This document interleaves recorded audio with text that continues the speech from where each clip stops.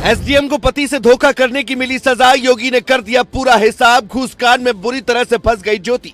SDM ज्योति मौर्य पर लग गया सबसे बड़ा आरोप। पति ने पेश कर दिए सबूत, क्यों दिया धोखा, सब कुछ आ गया सामने। खुलकर सामने आ गए सारे राज। एसडीएम के पति का भी काला सच आ गया सामने। पुलिस भी हो गई हैरान, नया ऑडियो हो गया वायरल। 2017 में एक फिल्म आई थी शादी में जरूर आना, जिसमें बदला लेने के लिए राजकुमार राव डीएम बन जाते हैं। शादी के मंडप से उनकी दुल्हन एसडीएम बनने के लिए भाग जाती है, जिसके बाद बदला लेने के लिए ही राजकुमार राव डीएम बनते हैं। लेकिन किसने सोचा था कि जो फिल्म में हुआ वो सच हो जाएगा।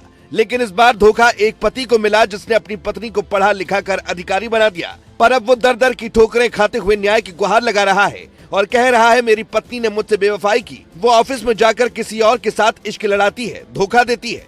बीते कुछ दिनों से उत्तर प्रदेश में ज्योति मौर्य और उनके पति आलोक मौर्य का विवाद सुर्खियों में है।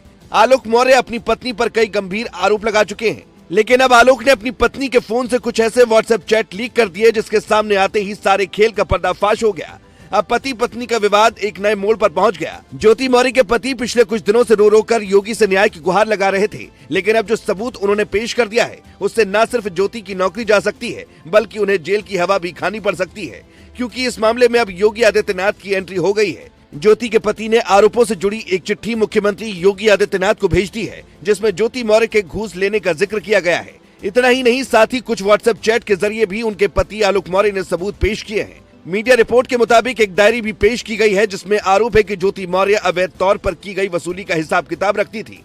इसीलिए अब ज्योति मौर्य की मुश्किलें बढ़ सकती हैं। इस मामले में पूर्व आईपीएस अधिकारी अमिताभ ठाकुर ने भी उत्तर प्रदेश के मुख्यमंत्री योगी आदित्यनाथ को एक चिट्ठी लिखकर जांच की मांग कर डाली है। एक दौर में ज्योति मौर्य और आलोक के बीच बहुत प्यार हुआ करता था। पत्नी से आलोक इतना ज्यादा प्यार करते थे कि उन्होंने घर वालों के विरोध के बावजूद ज्योति मौर्य को पढ़ाने का फैसला लिया। सफाई कर्मी का काम करने वाले आलोक ने दिन रात एक कर पैसे जुटाए और ज्योति मौर्य की पढ़ाई में कोई कोर कसर नहीं छोड़ी। दोनों की शादी 13 साल पहले 2010 में हुई थी। उस वक्त ज्योति मौर्य कोई अफसर नहीं थी, लेकिन वो पीसीएस परीक्षाओं की तैयारी करना चाहती थी। इसीलिए आलोक ने कर्ज लेकर ज्योति को परीक्षा की तैयारी करवाई। उनकी मेहनत सफल भी हुई और 2016 में ज्योति मौर्य ने पीसीएस का टेस्ट पास कर लिया और राज्य में 16वीं रैंक हासिल की। उन्हें एसडीएम के पद पर राज्य सरकार ने तैनात भी कर दिया। लेकिन आलोक का आरोप है कि एसडीएम बनने के बाद ज्योति के तेवर बदल गए। बताया गया कि धीरे धीरे वो आलोक से दूरी बनाने लगी और देर रात तक घर आती थी, जिसके बाद आलोक को शक हुआ और उन्होंने ज्योति पर नजर रखना शुरू किया। लेकिन इसके बाद हकीकत सामने आती चली गई। आलोक के मुताबिक उन्हें धोखा देते हुए ज्योति मनीष दुबे नाम के एक अधिकारी से प्यार करने लगी। इतना ही नहीं, आलोक ने ये भी आरोप लगाया कि ज्योति ने अपने प्रेमी के साथ अवैध संबंध भी बनाए। ज्योति मौर्य 9 साल की एक बेटी की मां है। यही वजह है कि रिश्ते को बचाने के लिए आलोक उनके आगे मन्नतें करते रहे।